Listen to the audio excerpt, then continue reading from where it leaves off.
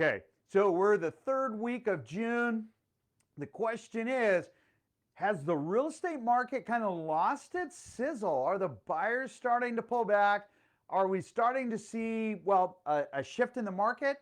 Or, as it, like it is going to be today, is the real estate market still got its sizzle? Is it still smoking hot like it's going to be the next couple of days? If my grandmother was here right now, she'd be saying, break out the lemonade. Because we're going to hit like, I don't know, almost 100 today, and I think 105 tomorrow, and like 108. I think that qualifies as a heat wave. Anyway, hey, first thing, make sure you guys stay hydrated out there. Be safe.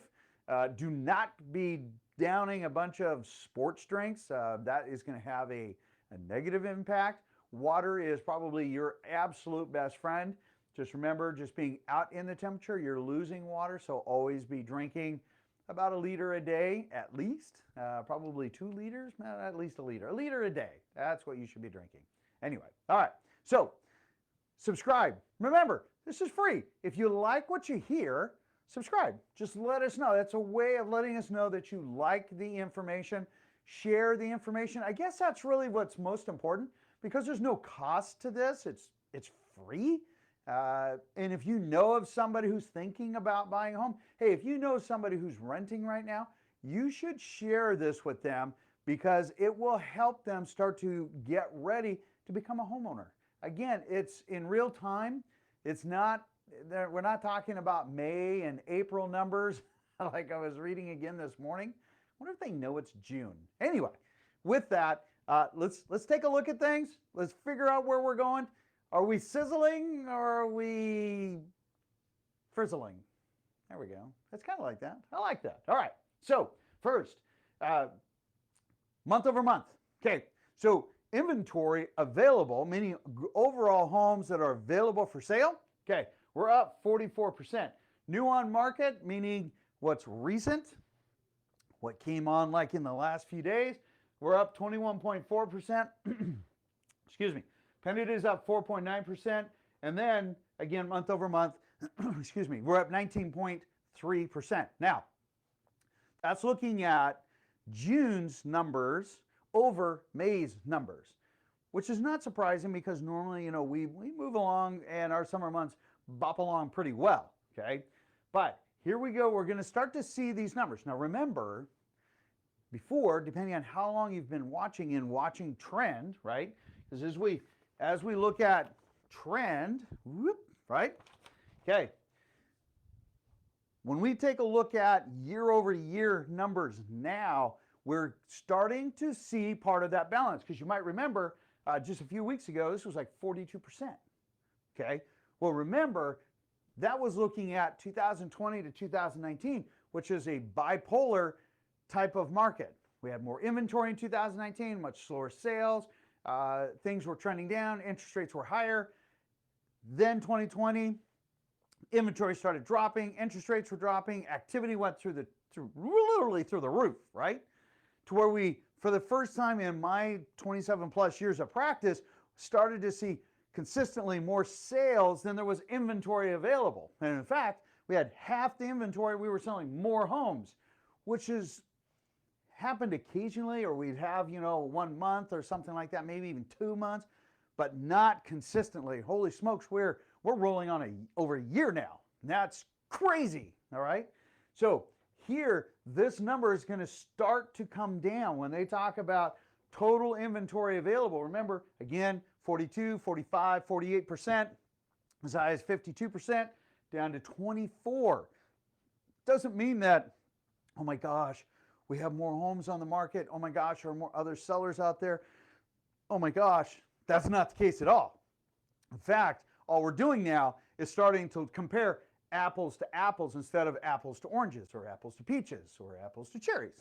I like cherries better. Anyway, so this is going to start to come down, and actually we might start seeing a positive, because our inventory has dropped down so far that if we have an aggressive month where we have more inventory coming on market, that number actually for the first time might change. For the first time in over a year, that might change. This, expect to get down into potentially single digits as we move through the rest of the year. Okay, new on market up 17.7. Now you can tell the pendant matched that, right, at 20.7. So we're still matching. That means that the buyer demand is still out there. The sponge is still drier, meaning that as we pour, if we have that sponge and we set it on the counter, it's nice and dry. Experiment with your kids. You can talk about market absorption rate, simple analogy, a picture. A dry sponge, you can don't do it with a pitcher, do it with a cup. You can pour water on that, and that sponge will just absorb that water. And that's where we're at right now. When we start to get water spilling, or that sponge is not taking in that water, starts to, pool around it, hey, that's when we have hit kind of that start to get that balance where that's 4 to 6 months of inventory instead of 7 days or 2 weeks where we're at right now. So our inventory is still horrifically low, right?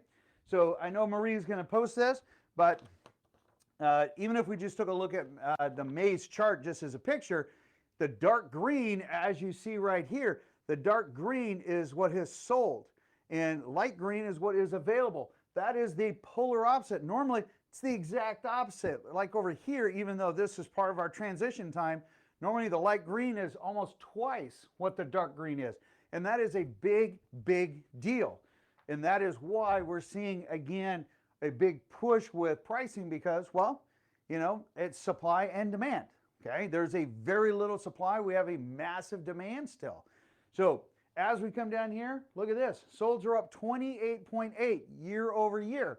28.8% is a big number when we take a look at average sales because our inventory is still so low. All right, now let's translate that into the same month last year. So we're going to take June 1 to, what is it, the 26th? Yeah, so June 1 to June 25th. 2020 versus 2021. Just the month of June, not year over year, not a year to date. This is year to date, year over year. This is month over month, okay? Same month last year, June, 2019 or 2020 and 2021. All right, so inventory, this should be the same. It is, okay, perfect. So we're at 24% less inventory, which is getting to be a more realistic number. New on market is up 32%. So we have a third more homes coming on market. Well, that's awesome, okay? Because we need it. We're desperate for inventory. Literally, today, as you're out starving for water, as you're being mummified by the heat, we're starving for water. Well, we're starving for inventory. Pendant are up 16% in the same month. But look at this, almost 28%. Same as we are here. As far as more sales and the same period of time in month, year over year. That's a big deal. That means that we are still seeing the sizzle. The sizzle is still on. Yes. Now, granted, we have seen what we have seen historically, the little bit of slowdown, end of May, until about the July 4th weekend. Yeah, we see a little bit of a transition there. It slows down historically. We saw a little bit of that, not what we have seen in prior years, except for 2020. There was no slowdown in 2020, but we did see a little bit of that slowdown. Now, here's the thing. We are going to see, my prediction is, we are going to see a little bit of a market slowdown just because of students going back to school. That is going to be a first. I think that is going to be a very dominant mindset. That'll be top of mind versus, hey, I need to buy a home. So after July 4th weekend till about mid-August, I think historically, that is an excellent time, an excellent market time. Buyers are aggressive in the market, but mid-August, mid to late August, last minute vacations, got to start getting kids ready for school, things like that. That mindset for, hey, real estate's top of mind to now something else is top of mind, that is going to happen. Understand, that is going to happen. That is my prediction. Don't be surprised. It's going to happen. Why? Because we have a major shift that will be happening with a lot of students. You might say, hey, there's a lot of people that don't have kids. Well, I understand that, but there's also going to be other things that are going to be going on that I think we will notice. I think it will be a notable difference in buyer activity. Just plan for that as a seller, okay? Because then typically October, late September, October, boop, we pick back up again until about mid-December. So just keep that in mind as you're planning, and don't panic if things aren't, going as aggressively as maybe what you're hearing in the media or from other things. Because remember, they're into sensational. They're into the sizzle. We got to sell the sizzle, okay? Like the weather, it's sizzling. All right. Understand, it is a cycle. It is a normal cycle. Don't panic. Now, when we take a look at what's happened when we talk about don't panic, here's what's interesting. The last 7 days, 1,938 came on, 2,063 went off, 1,815 sold. Difference between pending and sold? Pended means buyer and seller agree to terms, but it hasn't closed yet. They still have a close date, still have contingencies. However, sold means we have a sold, closed transaction. We have new owners, okay? That's really the difference. This is the pie. That's where you got your cake and eat it too. All right, so that's done. Now, here's the thing, all right? When we talk about the market shift, timing, pricing, everything else that goes with this, right? Okay, here's the thing. Now, here we go. 91 homes came back on market. That means a sale failed and it's now back on market. Look at this, 293, almost 300 homes had a price reduction. What? You should never have a price reduction. Don't overprice your home. Buyers are too smart. They're like you. They are very smart. Sentimental equity. Listen, okay, here's the thing. All right, okay. Listen to me. You might have a perception of what your home is worth. That does not matter. What matters is what the buyers out in the market are willing to say yes to. That's what matters. Buyers will make the price. In a limited inventory, no home will sell for less than market value. Understand this. Overpricing your home really is the kiss of death. Time on market is directly proportional to the dollars that you are going to receive. Okay. Understand. If your home sells in the first 7 days, you're going to get between 100 and 107% of list price. Okay. If you miss that mark and you go out to 20 days, you're going to see maybe 96, 98% of original list price.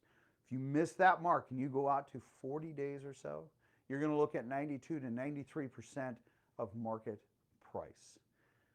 Here's the funny thing.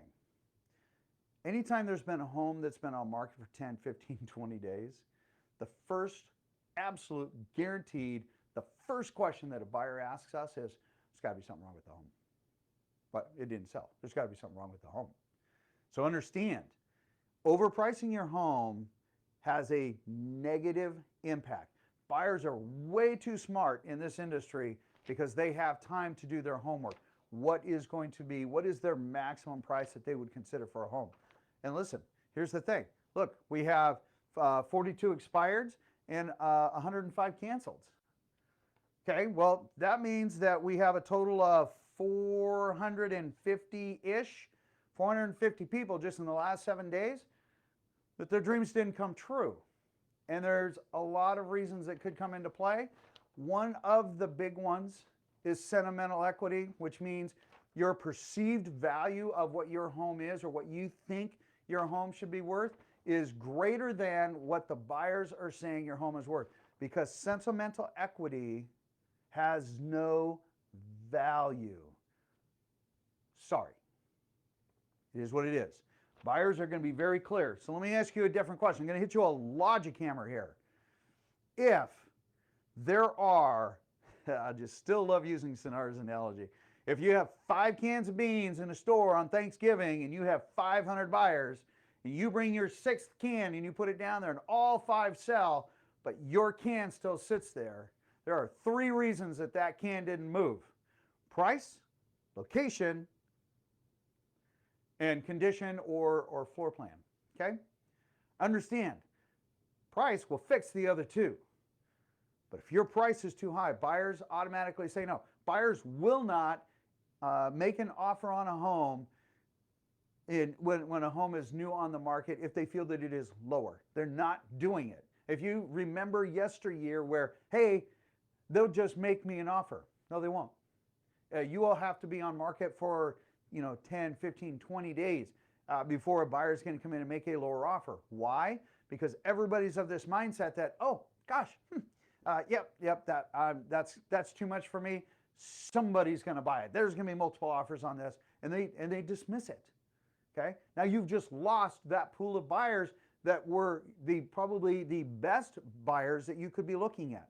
Okay. Understand. Make sure you are not overpricing. That is the kiss of death. That's my message to all sellers today. Do not become a statistic. Do not become one of the 450 people that did not have their dreams met because of too high of a price. Please set the sentimental emotion